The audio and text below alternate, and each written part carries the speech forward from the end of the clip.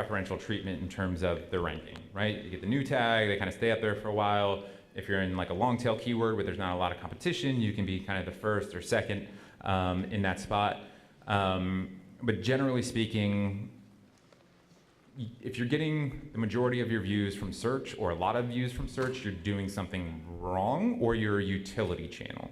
And if you're a utility channel, you're kind of already screwed unless you're doing like 10 uploads a day. So, a utility channel is a channel that people go to simply to get information and leave, right? Now I'm saying that broadly because there will be people that like the personality or entertain, but for the most part, if most of your views are just coming from search, you're a utility channel. And there are spaces for that, right? Like if you're a CPG brand or a service brand, and that's how you attract customers, and it's important for you to rank for that search term because it's a lead gen, that's kind of separate. But if you're looking to entertain, right, if you're looking to grow a significant YouTube audience, you're never going to do it on the backs of YouTube search unless you're one of these like major studios that's just pumping out content. You don't care about the success of any individual video because your play with the algorithm is channel cumulative, not individual video cumulative. So from a ranking perspective for search, the biggest aspect is actually not your metadata, except in those first kind of 24 hours, right?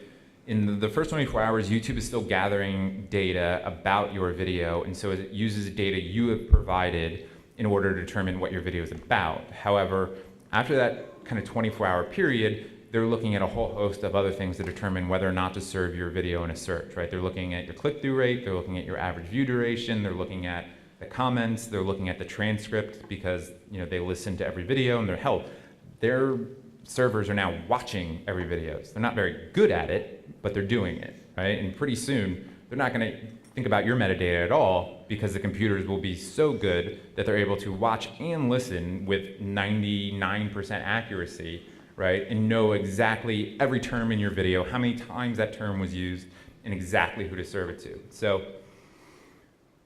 if you're entertainment, if you're a creator, and you're trying to build an audience, where you want to get your views from is browse and suggested, mainly.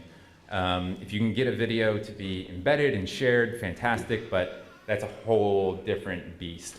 Browse and suggested is primarily determined by your click-through rate, your average view duration, and how frequently you post videos. That's my search rant. Does the algorithm interact any differently with videos that are initially posted as private and then switch to public, or is it the same? Not that I'm aware of. I mean, they might be analyzing videos that are uploaded as private, so that it has a little bit of better understanding of the video, but no, not really, I don't think. I mean, I don't think it has any impact. Like, there used to be an issue where if you uploaded a video as unlisted, or you scheduled a video, it really wouldn't serve it to your viewers, and it would like start the clock early on, accumulating viewership and that sort of thing. So I don't really think there's any significant effect, if any effect at all. So you said that the sweet spot or the best range for video length was 8 and 16 minutes, and then you said that, or you mentioned that average view duration would be good if it was between like 5 and 8 minutes. I was in a presentation yesterday, and the presenter, he said Was wrong.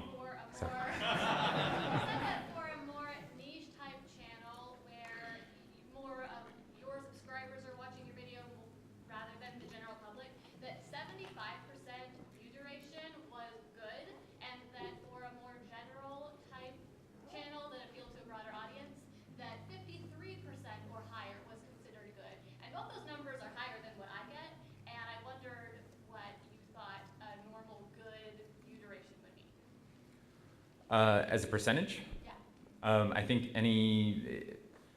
it's so incredibly different across verticals. For example, if you're a kids channel uploading hour-long compilations and you get a 10 or 15% average view duration, you're probably doing hundreds of millions of views, right? If you're an education channel and you post a 30-minute course and it gets 15 or 20% audience retention, that video will probably never see the light of day, right? So I think it's completely relative. Not to be too much like life coach, YouTube coach, I would say it's more important that each video is better than your last, and I believe in you, and da-da-da-da. Because that's basically what YouTube is looking at, right? They're looking at your historic channel metrics and saying, is this video better or worse than previous videos that this channel has uploaded, right? And that's how they make the determination on how many people that have watched your content previously to really serve it to and browse and suggest it, along with those other kind of like high-level channel metrics of frequency of post. So general rule of thumb, if you're breaking 50%, yeah, it's pretty good. If you're getting most of your views from your subscribers and you're getting a 75% audience retention on a 10-minute video, you are doing something wrong, because that video would be served to many people that aren't subscribers, because that's extremely high. So. Do you have any information on getting onto trending? Does it even matter? Do you know anyone at YouTube you can bribe? Because it's editorial, right? I love YouTube. I've given them a lot of shit in the past. I haven't given them any shit this year at VidCon. You've poked the bear.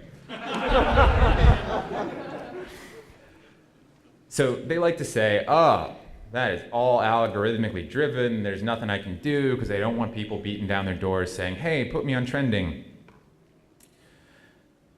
So I'm going to kind of give you a similar answer that I just gave, which is that you probably, to the search question, the guy who left, who's like, yeah, I got my question, I'm out. Fucking guy. You're welcome. Okay. But don't leave. Very fragile. If you don't really want to get put into trending unless you're like sketch comedy, or you make some sort of viral video kind of thing, or you're like a movie trailers channel and you're competing against all the other movie trailers channels, or other kind of very specific types of content, because you want people that are extremely specific to your content, that are most likely to enjoy your content, to be your audience, right? Because essentially what happens in the graph with the circles that I showed, right? If you have a regular posting schedule, right, you probably see your views peak on the day that you upload content, and then there's probably a pretty standard pattern of up and down. If you're growing, right, your channel is expanding. Just saw this with one of my clients who went from 40 to 200 million views, right? His graph is going like this. What happens is YouTube expands and contracts your audience. And as your audience expands, your click-through rate goes down, because YouTube has to get less and less precise to continue to serve that video out.